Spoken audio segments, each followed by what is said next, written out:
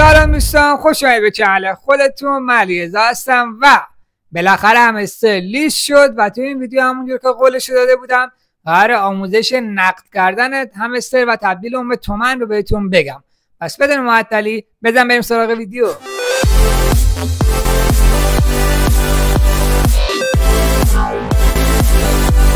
خب ما تو این ویدیو 3 تا کار باید انجام بدیم به صورت کلی.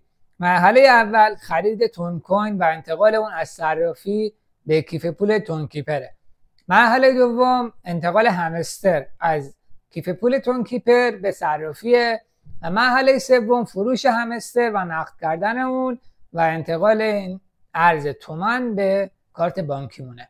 ما برای این کار نیاز داریم پسر بابا رو صدا کنیم. من یه ذره بیام اینورتر. پسر بابا بیا بالا.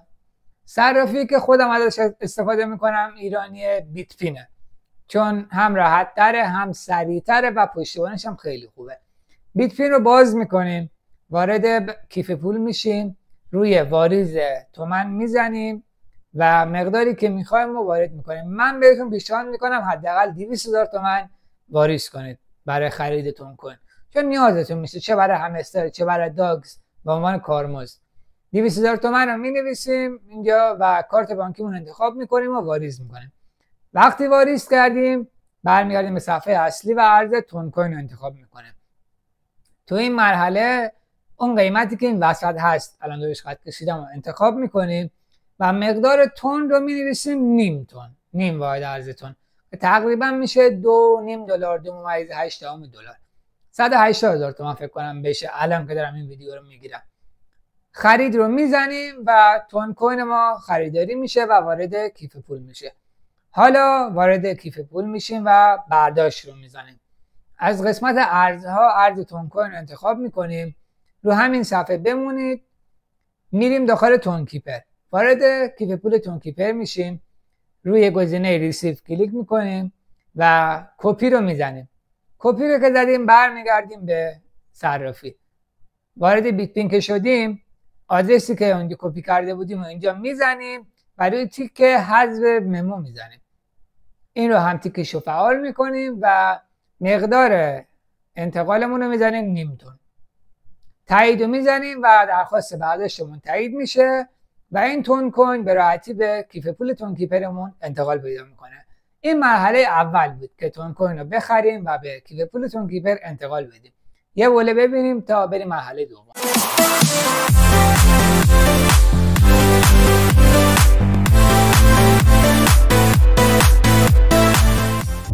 خب مرحله اول رو انجام دادیم. من یه ذره دیگه باز بیام اینور.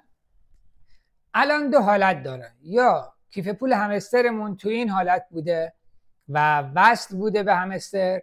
در این حالت خود همستر توکنامون انتقال داده خودکار به کیف پولمون.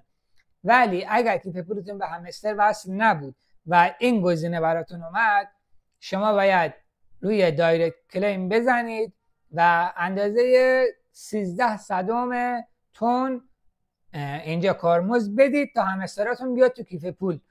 اون نیم تونی که خریدید اینجا راحت میتونید استفاده کنید. اینجا گزینه ویدرا رو میزنید و کارمزد رو پرداخت میکنید و همستر میاد به کیف پولتون.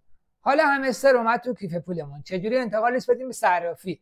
میریم وارد کیف پول تون کیپر میشیم، روی همستر کلیک میکنیم، روی گزینه سند میزنیم. حالا بیاید توی کیف پول بیت پین.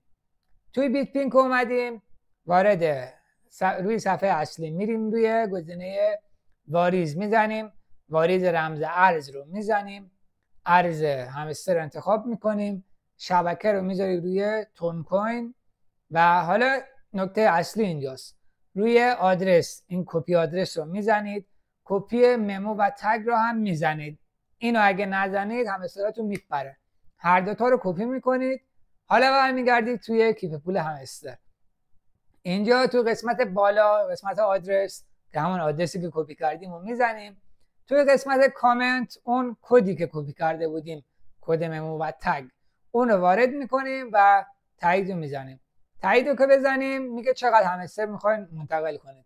روی گزینه مکس میزنیم و همه همسترامون انتخاب میکنیم. دوباره ادامه رو میزنیم.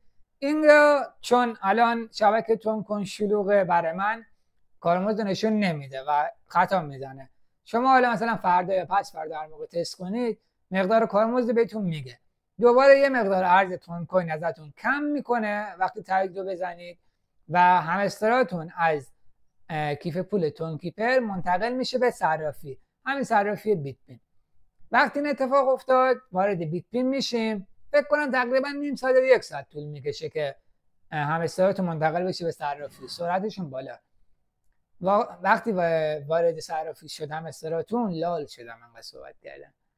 میریم توی صرافی بیت پین، همستر رو انتخاب میکنیم، گزینه فروش رو میزنیم، بازمون عدد وسط اینی که دورش خط کشیده شده الان رو انتخاب میکنیم و مقدار همسترمون مثلا 500 تا بود مینویسیم 500. قیمتش به تومن تو اون لحظه براتون نشون داده میشه و روی فروش میزنید و همستراتون فروش میده، به تومن تبدیل میشه. حالا چجوری این تومن رو بزنید به کارت بانکیتون؟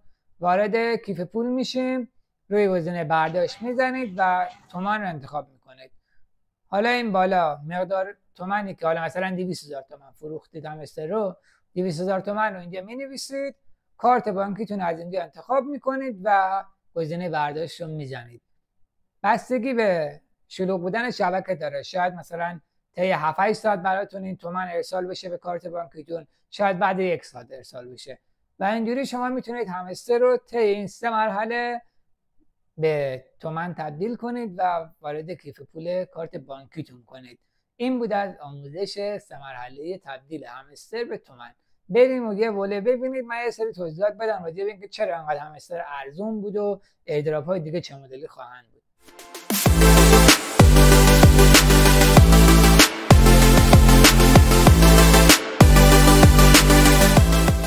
خب اول اینکه مرسی که تا اینجا ویدیو رو تماشا کردید. امیدوارم مفید بوده باشه براتون و به دردتون خورده باشه. هر سوالی هم راجع به این ویدیو دارید تو کامنت بپرسید، تک تکش رو جواب میدم. تو این قسمت از ویدیو میخوام راجع به کلا چه همستر چه ایردراپ های دیگه صحبت کنم که چرا قیمت پایین میخورن یا چرا یه پروژه انقدر قیمتش زیاد میشه یا مثلا چرا بیت کوین انقدر ارزشش بالاست و چیزهای دیگه. اول اینکه یه پروژه شما وقتی واردش میشی باید ببینید که نقشه راهش چطوره. یعنی این پروژه مثلا تو این تاریخ قرار لیست بشه، قیمت گذاری بشه، خب بعدش چی میشه؟ بعدش آیا برنامه دیگه ای دارن؟ آینده ای داره این پروژه یا نه؟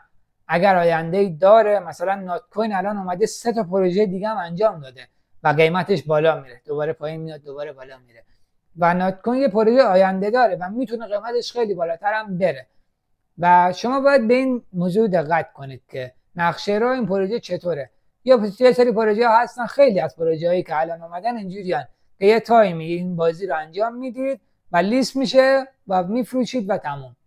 هر کسی مثلا تو قیمت بالا خریده باشه ضرر میکنه و این پروژه ها به قول معروف پروژه پامپی ان. یه پامپ میشن، قیمتشون میره بالا و دیگه تموم، بعد دوباره رو به ریزش میکنن و آینده هم ندارن. پس اول همیشه دنبال پروژه آینده دار باشید. یعنی بعد از اینکه لیست شد ببینید طرف میخواد مثلا بازی تولید کنه که این ارز دیجیتال توش سهیم باشه، یا مثلا یه پلتفرمی، یه برنامه‌ای بسازه که شما از این ارز بتونید استفاده کنید.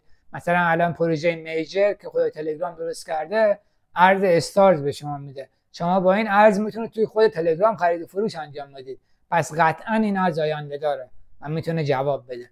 یا خود بولوم گفته من میخوام صرافی مختص خودم رو بزنم، پس قطعا این ارز ارزشمند میشه به مرور و کسایی که این ارز رو نگه دارن هولد کنن قطعا سود میکنن.